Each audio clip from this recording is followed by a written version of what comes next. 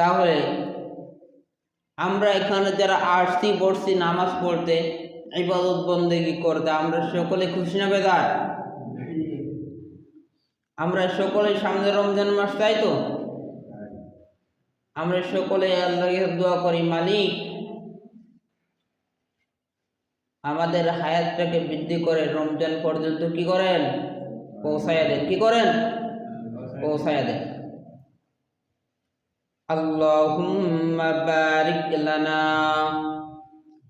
ফি রজব ওয়া শাবান ওয়া বাল্লিগনা রমাদান।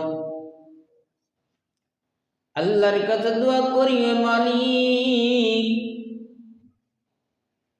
আপনি আমাদের রজব শাবানকে হায়াত বরকত দান করে রমজান পর্যন্ত আপনি আমাদের সকলের হায়াত পৌঁছায় দিন।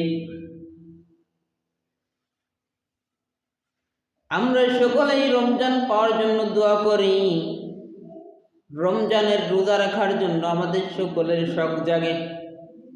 কিন্তু ভাইয়েরা আমার, বাবাজিরা আমার, কত মানুষ গত রমজান থেকে এই রমজান পর্যন্ত কত মানুষ কবরে চলে গেছে।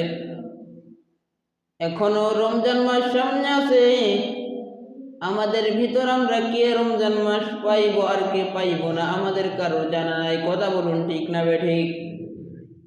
কারণ তো মৃত্যুর কোনো গ্যারান্টি নাই, কার কখন মৃত্যু হবে একমাত্র আল্লাহ ছাড়া কেউ জানে না।